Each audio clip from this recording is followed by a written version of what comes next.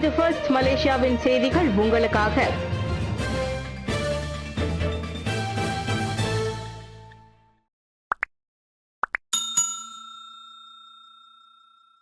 தென்கொரியாவிலிருந்து தாயகம் புறப்பட்டார் பிரதமர். ஆசிய பசிபிக் பொருளாதார கூட்டமைப்பு ஏபெக் பொருளாதார தலைவர்கள் கூட்டம் AELMமிற்கு மலேசிய பேராளர் குழுவிற்கு தலைமையேற்று தென்கொரியாவுக்கான அலுவல் பயணத்தை நிறைவு செய்து பிரதமர் ஸ்ரீ அன்வார் இப்ராஹிம் நேற்று தாயகம் திரும்பினார். அன்வாரை ஏற்றி சென்ற விமானம் புசான் கிம்ஹே அனைத்துலக விமான நிலையத்தில் உள்ள கிம்ஹே விமான தளத்திலிருந்து மலேசிய நேரப்படி பிற்பகல் மணி 2:08க்கு புறப்பட்டது. தென்கொரியாவுக்கான மலேசிய தூதர் முகமது சம்ருனி காலித் மற்றும் தென்கொரிய விமானப்படையின் 5வது விமான பிரிவின் தளபதி பிரிகேடியர் ஜெனரல் காங் யூன் ஷின் ஆகியோர் பிரதமரை வழியனுப்ப விமான நிலையத்திற்கு வந்திருந்தனர். குற்ற செயல்களுக்கு பொட்டலம் மற்றும் கடித பட்டுவாடா சேவையா? அதிகாரிகளுக்கு சங்கம் ஒத்துழைக்கும். போதைப்பொருள் விநியோகிப்பு உள்ளிட்ட குற்ற செயல்களுக்கு பொட்டலம் மற்றும் கடித பட்டுவாடா சேவையை தவறாக பயன்படுத்துவதை தடுப்பதற்கு மலேசிய பொட்டலம் மற்றும் கடித பட்டுவாடா விரைவு சேவை சங்கம், போலீஸ் மற்றும் சுங்கத்துறை இடையிலான ஒத்துழைப்பு முக்கியமானது. பொருட்களை அனுப்பும் துறையை சேர்ந்தவர்கள் இப்பிரச்சனையை இன்னும் முழுமையாக புரிந்து கொள்ளவும் தற்போதுள்ள இடைவெளிகளை தீர்க்க பொருத்தமான நடவடிக்கைகளை மேற்கொள்ளவும் இது அனுமதிக்கும் என்று தொடர்பு அமைச்சர் ஃபாமி ஃபாட்சில் தெரிவித்தார். குற்ற செயலில் ஈடுபடுபவர்களின் செயல்பாட்டு முறையை இங்கு நாம் காணலாம். மேலும் செயல்பாட்டில் ஏதேனும் அனுமதி மீறல்கள் இருந்தால் பொட்டலம் மற்றும் கடித பட்டுவாடா துறை அதை கண்டறிந்து கவனத்தில் கொண்டு உடனடியாக பிரச்சனையை தீர்க்குமாறு கேட்டுக்கொள்கிறோம் என்று ஃபாமி ஃபாட்சில் குறிப்பிட்டார். ஸ்லாங்கோ ஷா அலாமில் நடைபெற்ற தேசிய பொட்டலம் மற்றும் கடித பட்டுவாடா சேவை தினத்தில் கலந்து கொண்ட பின்னர் ஃபாமி அவ்வாறு கூறினார். பாம்புகள் மற்றும் பிற தடை செய்யப்பட்ட பொருட்கள் விரைவு சேவையை பயன்படுத்தி அனுப்புவதும் அடையாளம் காணப்பட்டிருப்பதாக அவர் விவரித்தார். 12 வயது சிறுமி கங்கா தேவியை காணவில்லை. வெள்ளிக்கிழமை பூச்சோங் செக்ஷன் 3 தாமான் கிண்டாரா என்ற முகவரியில் உள்ள விஸ்தா லெவண்டர் அடுக்குமாடி குடியிருப்பிலிருந்து வெளியில் சென்றபோது காணாமல் போனதாக நம்பப்படும் கங்காதேவி என்ற சிறுமியை கண்டுபிடிப்பதற்கு பொதுமக்களின் ஒத்துழைப்பை போலீஸ் நாடுகிறது. 145 சென்டிமீட்டர் உயரமுடைய அந்த 12 வயது சிறுமி கருத்த நிறம் மற்றும் நீளமான கருங்கூந்தல் கொண்டிருந்ததாகவும் கூறப்படுகிறது. சிறுமியை பற்றிய தகவல் தெரிந்த பொதுமக்கள் அருகிலுள்ள போலீஸ் நிலையத்திலோ அல்லது 0380762222 என்ற எண்ணில் விசாரணை அதிகாரி இன்ஸ்பெக்டர் சிவானந்தமிடமோ தகவல் வழங்குமாறு செட்டாங் மாவட்ட போலீஸ் தலைவர் துணை ஆணையர் முகமது ஃபாரிட் அகமது கேட்டுக்கொண்டார். இன்ஃபுளுன்சா நோய்க்கான அறிகுறிகள் தென்பட்டால் மருத்துவ உதவியை நாடுவீர். சுகாதார அமைச்சர். இன்ஃபுளுன்சா நோய்க்கான அறிகுறிகள் தென்பட்டால் உடனடியாக மருத்துவமனைகள் அல்லது சிகிச்சையகங்களில் மருத்துவ உதவியை நாடுமாறும் இந்நோய்க்கான சுய பரிசோதனை கருவிகளை பயன்படுத்துவதற்கு தற்போது அனுமதி இல்லை என்றும் தெரிவிக்கப்பட்டுள்ளது. இன்ஃபுளுன்சா பரிசோதனை கருவிகள் அங்கீகரிக்கப்படவோ அல்லது பொது பயன்பாட்டிற்கு விற்கப்படவோ இல்லை என்பதால் அதன் அறிகுறிகள் தென்பட்டவர்கள் முறையான பரிசோதனைக்கு உட்படுத்தப்பட்டு தகுதி பெற்ற மருத்துவ நிபுணர்களிடம் இருந்து சிகிச்சை பெற வேண்டும் என்று சுகாதார அமைச்சர் டாக்டர் சுல்கிஃப்லி அகமது தெரிவித்தார். வழக்கமான அறிகுறிகளை விட சற்று கடுமையான அறிகுறிகள் இருந்தால் உடனடியாக சிகிச்சை பெற்று மருத்துவரிடம் ஆலோசனை பெறுமாறு நான் கேட்டுக்கொள்கிறேன். சுய பரிசோதனை கருவி வாங்கி சாமர்த்தியத்தை காட்ட வேண்டிய அவசியம் இல்லை, அது தேவையற்றது என்று டாக்டர் சுல்கிஃப்லி அகமது குறிப்பிட்டார். இன்ஃபுளுன்சா சோதனை கருவிகளின் சட்டவிரோத விற்பனை குறித்து கருத்து தெரிவித்த அவர் இந்த விவகாரத்தை ஆராய்ந்து அமைச்சின் தொடர்புடைய அதிகாரிகளுடன் கலந்துரையாடவிருப்பதாக தெரிவித்தார். தென்காசாவில் உணவு பற்றாக்குறையினால் மக்கள் பெரிதும் பாதிப்பு. தென்காசாவில் உள்ள கான் யூனிஸ் நகரில் உணவு பற்றாக்குறையினால் பாலஸ்தீன மக்கள் பெரிதும் பாதிக்கப்பட்டுள்ளனர். அப்பகுதி மக்கள் குறிப்பாக சிறுவர்கள் சமூக நல அமைப்புகள் வழங்கும் உணவை பெற பசியுடன் முயன்ற போது காலியான பாத்திரங்களை அசைத்து ஒருவர் மேல் ஒருவர் மோதிக்கொள்ளும் காட்சிகள் பதிவாகியுள்ளன. காசாவில் இடம்பெயர்ந்த மக்களுக்கான அவசர சிகிச்சைகள் மற்றும் உணவு தேவைகள் அதிகரித்து வருகின்றன. அவர்கள் தினமும் நன்கொடையாளர்களாகவே முழுமையாக நம்பி வாழ்ந்து வருகின்றனர். மக்கள் ஒவ்வொரு காலையும் உணவிற்காகவும் போராடுவதையும் ஒருவரை ஒருவர் கடுமையாக தள்ளி மோதி காயத்திற்கு ஆளாவதும் அங்கு வழக்கமாக நிகழ்ந்து வருவதாக அப்பகுதி மக்கள் கூறுகின்றனர். இஸ்ரேலுக்கும் ஹமாஸுக்கும் இடையிலான போர் நிறுத்தம் அக்டோபர் 10ஆம் தேதி தொடங்கியதை அடுத்து காசாவுக்கு அதிக அளவிலான உதவிகள் வந்து கொண்டிருக்கின்றன. காசாவிற்கு உதவி பொருட்களை அனுப்புவதை ஒருங்கிணைக்கும் நோக்கில் அமெரிக்கா ஒரு புதிய அனைத்துலக முயற்சியை முன்னெடுத்து வருகிறது.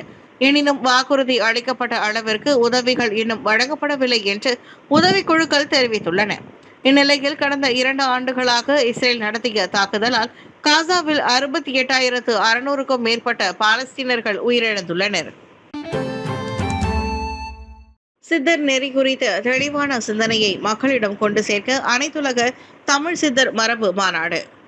தமிழர் பாரம்பரியத்தில் சித்தர் நெறி மிகவும் தொன்மையான ஒன்றாக கருதப்படுகின்றது.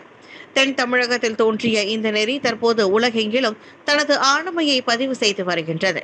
இந்நிலையில் சித்தர் நெறி குறித்த தெளிவான சிந்தனையை மக்களிடம் கொண்டு சேர்க்க வேண்டும் என்ற நோக்கில் முதல் முறையாக மலாயா பல்கலைக்கழக இந்திய ஆய்வியல் துறையின் ஏற்பாட்டில் அனைத்துலக தமிழ் சித்தர் மரபு மாநாடு அடுத்த ஆண்டு நடைபெற திட்டமிடப்பட்டுள்ளதாக அதன் மூத்த விரிவுரையாளர் முனைவர் சில்லாழி கந்தசாமி கூறினார்.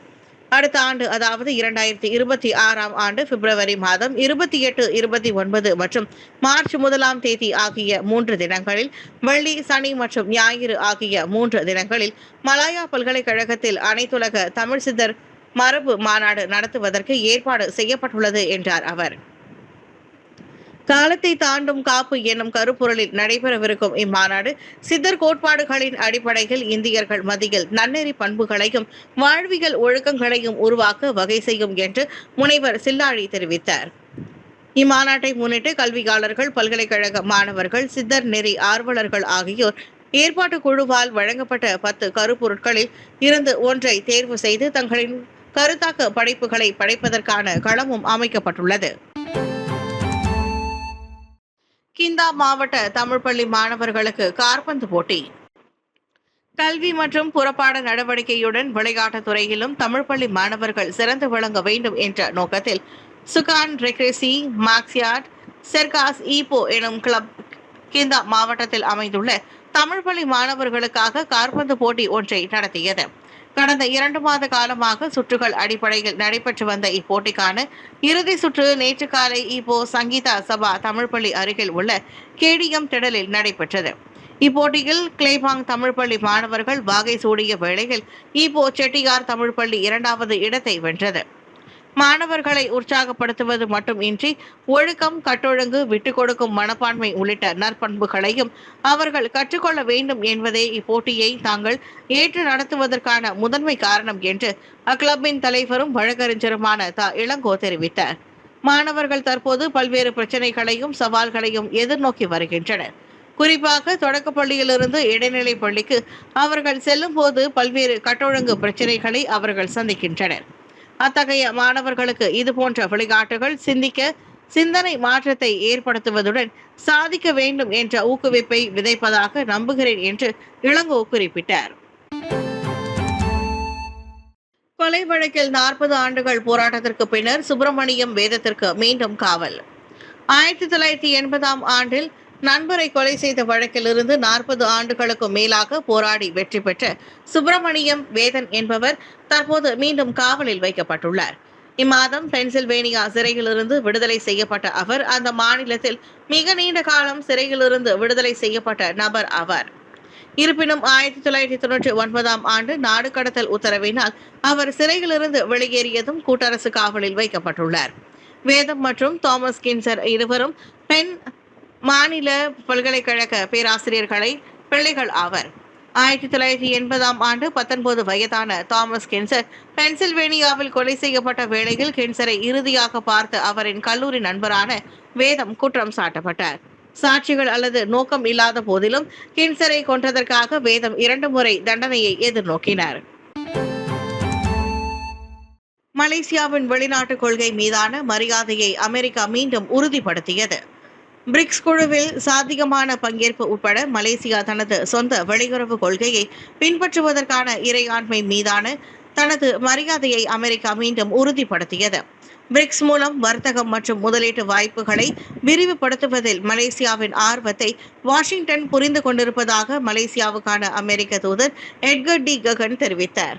மலேசியாவின் நீண்டகால வளம் மேற்கத்திய வழங்கல் சங்கிலிகளுடன் அதன் ஒருங்கிணைப்பில் ஆழமாக வேரூன்றி இருப்பதாகவும் அமெரிக்கா மலேசியா பரஸ்பர வர்த்தக ஒப்பந்தம் RTT மூலம் அது மேலும் வலுப்பெற்றுள்ளதாகவும் எட்கர் டி ககன் எடுத்துரைத்தார். சில சூழ்நிலைகளில் பிரிக்ஸ் மலேசியாவிற்கு சில வரையறுக்கப்பட்ட பொருளாதார நன்மைகளை வழங்கக்கூடும் என்பதால் மலேசியா அதை பார்ப்பது அர்த்தமுள்ளதாக இருக்கும் என்று நான் நம்புகிறேன். அதே நேரத்தில் மலேசியாவின் நீண்டகால செழிப்பு எங்கிருந்து வருகிறது என்பதை அங்கீகரிப்பது மிகவும் முக்கியம் என்றும் நான் நினைக்கிறேன். இது எங்கள் பார்வையில் மேற்கத்திய விநியோக சங்கிலிகளின் அதன் ஆழமான ஒருங்கிணைப்பிலிருந்து வருகிறது என எட்கர் டி ககன் கூறினார். மலேசியாவின் பிரிக்ஸ் உடனான தொடர்பை சுழிய தொகை விளையாட்டாக காணக்கூடாது என்றும் மலேசியா அமெரிக்கா மற்றும் பிரிக்ஸ் உடன் ஒரே நேரத்தில் தனது உறவுகளை வலுப்படுத்த முடியும் என்றும் ககன் கூறினார். தலை துண்டிக்கப்பட்டதனால் ஆடவர் மரணம், மைத்துனர் கைது. ஜெர்லுனில் உள்ள கம்போங் பிடா 3 சரமாரியாக வெட்டப்பட்டு தலை துண்டிக்கப்பட்டதனால் ஆடவர் ஒருவர் மரணமடைந்திருக்க கூடும் என்று சந்தேகிக்கப்படுகிறது. இந்த சம்பவத்தில் 45 வயதுடைய அவ்வாடவர் சம்பவ இடத்திலேயே உயிரிழந்த நிலையில் 38 வயதுடைய அவரின் மைத்துனரே இக்கொடூர செயலை புரிந்ததாக நம்பப்படுகிறது. இரு ஆடவர்களிடையே நிகழ்ந்த கைகலப்பு தொடர்பில் பொதுமக்களிடம் இருந்து இரவு மணி 7:05க்கு தங்கள் தரப்பு புகார் பெற்றதாக குபாங் பாசு மாவட்ட போலீஸ் தலைவர் சூப்பரிண்டென்டென்ட் முகமது ரட்சி அப்துல் ரஹீம் தெரிவித்தார். சம்பவ இடத்தை போலீசார் வந்தடைந்த போது தமது வீட்டில் கத்தியுடன் இருந்த சந்தேக நபரை கைது செய்தனர். சம்பவ இடத்தில் நடத்தப்பட்ட சோதனையில் அருகில் உள்ள நெல் வயலில் சடலம் ஒன்று கிடைப்பதை கண்டோம். கத்தி 30 சென்டிமீட்டர் நீளம் கொண்டது. அந்த நேரத்தில் கத்தியுடன் காணப்பட்ட சந்தேக நபரை போலீசார் சமாதானப்படுத்தியதை அடுத்து இரவு மணி 8 அளவில் சந்தேக நபர் கைது செய்யப்பட்டார் என்று சூப்பரிண்டென்டென்ட் முகமது ரட்சி அப்துல் ரஹீம் தெரிவித்தார். சந்தேக நபரின் வீட்டில் இருந்து சுமார் 30 மீட்டர் தொலைவில் இச்சம்பவம் நிகழ்ந்துள்ளது. சந்தேக நபர் தமது வீட்டில் தனியாக வசித்து வந்த நிலையில் மரணமடைந்த அவ்வாடவர் அருகில் உள்ள மற்றொரு வீட்டில் வசித்து வந்தார்.